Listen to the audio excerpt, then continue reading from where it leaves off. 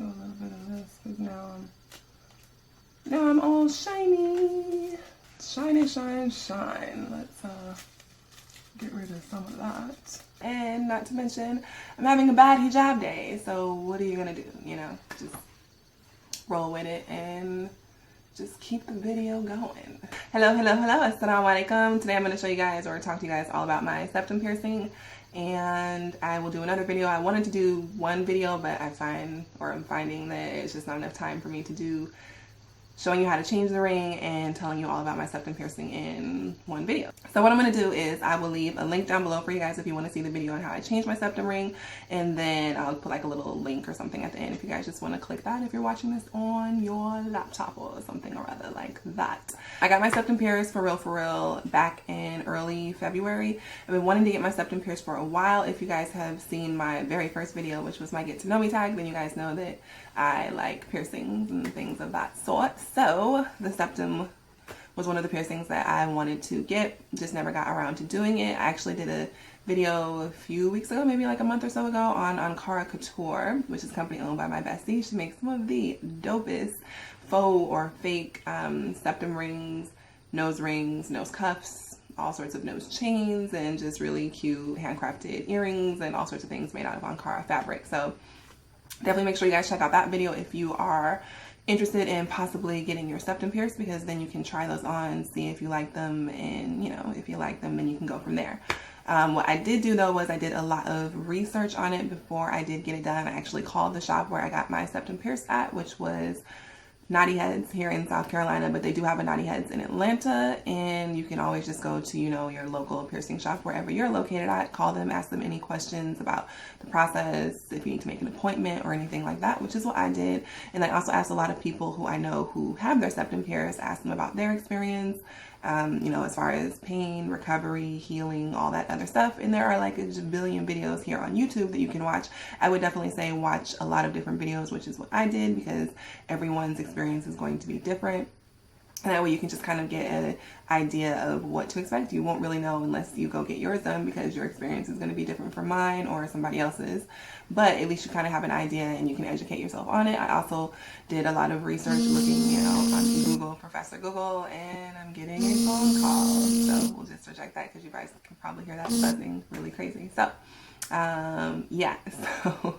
They're probably like, dang, she sent me the voicemail. But yeah, so I did a lot of research, Professor Google. I did a lot of Google and just kind of looking up, because there are a lot of things that can go wrong with piercings. Infection, there's this thing, I forget what it's called, but I guess some people have gotten their septum pierced and their nose kind of like caved in, which is crazy. I don't really know. But it's good to know all of the good things and the bad things that can happen whenever you're going to put, you know, a hole in your body. So yeah, I did that. And decided I wanted to go ahead and get it pierced. I went to the shop where I got it done at and talked to the lady once that, you know, I went back and it was my turn. She asked me where I wanted my septum to be placed, if I was going to be flipping it up. I told her it's possible I may be doing that, you know, for work and things of that sort. And I flip it up when I'm like around my grandfather, because he doesn't really understand it. He's like, what is that in your nose? And just if I ever wanted to flip it up and I don't feel like it being seen or anything like that. And then there is actually a sweet spot that they need to go through when they pierce your nose, but I guess, you know, there's a little bit of wiggle room as far as your placement and where you would want your septum ring to be at. So then what she did was she took some iodine, cleaned out my nose, make sure that any of the equipment and everything that they're using is sterile. If it's not, go somewhere else. Everything should be sterile. I do not suggest piercing your septum yourself unless you are a professional piercer. There's lots of videos on YouTube of people piercing their own septums. I do not suggest it, but hey, do what you do. But yeah, I say definitely go to a professional shop and get it done. But anyway, so she cleans out the nose with the iodine stuff, which is kind of funky or whatever, but at least you know your nose is nice and clean. And she's going to take these little like tong things. They do look like, you know, like when you do like a salad or something like that, and like the little tongs like that, it kind of looks like that, except they have these little like triangle cutouts in them. So of course you can push a needle through it. So she'll take the tongs, line that up in your nose to make sure your piercing is going to be nice and even. Holding the tongs with one hand in place, she's going to take the needle, which I think mine is a 14 gauge. I think it's a 14 gauge, but she'll take the needle and stick that through like that. So she said to take a deep breath, exhale, and she stuck it through. Now, that's the part where a lot of people were like, it felt like somebody punched them in their nose, their eyes started to water and all that other stuff. I did not have that experience. I actually didn't feel it at all. I think the pressure from the tongs being clamped onto your nose kind of helped take away from that, but that was for me. Some people said it was really bad. I didn't feel it, and I don't really have like a particularly high tolerance for pain, but I just didn't feel it. So maybe she's just really good at what she does. I don't know. But it's kind of weird because you look down and you see like this long needle sticking out on either side of your nose, which was kind of weird. And you're like, I got something sticking in my nose. I wanted to actually film it for you guys, but they wouldn't let me film it. So boo to them. You're whack for that, naughty heads, but good job on the piercing. After the needle's in, you're just gonna get your jewelry and they're gonna put the jewelry through. So for me, that's the part that usually hurts the most. When I got my nose pierced, that's what hurt like crazy. Like that was the part that hurt the most for me. My cartilages hurt pretty bad. Those are pretty simple and quick and easy, but as far as pain and recovery, those hurt pretty bad too. But this hurt. This did not. When she put the jewelry through, I braced myself because I was waiting, because I was like, this is the part where it normally hurts, so this is gonna hurt, and it didn't. She was like, oh, it's cute, and I was like, you're done? Like, that's it? For real? Like, for real, for real? So she finished, put the jewelry in, and then they're gonna screw the little balls. Mine should look like, let me push it through kind of regular, like, so it would normally be like this. The reason mine is like this, which I should have told you guys at the beginning of the video, but earlier today, I was talking and it just fell out. The little ball on this end just fell out and rolled off into never to be seen again land. And yeah, which is cool because I figured it was perfect timing to go ahead and change out my ring, and then I can show you guys how to change your septum ring. So after that, my nose felt a little tender to touch and a little bit swollen, but that was it. I wasn't in any pain. There was no bleeding. Nothing like that at all. So that was pretty much it.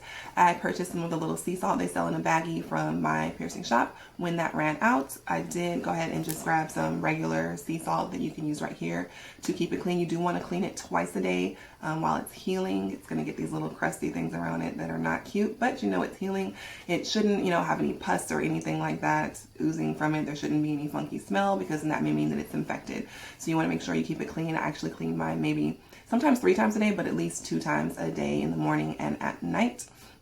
To do that, all I did was I took a little cup like this, not this exact cup. This is my daughter's cup. I use the little disposable ones, and just poured some of the sea salt in, and then took hot water just from the tap, but as warm as I could stand it. I poured that in with the sea salt, and then I took Q-tip. I took a Q-tip and mixed that together, and I filled the water like pretty much to the top. And then I would just kind of tip my nose in like this and tip the cup up a little bit like that and let it soak there for about a minute or so.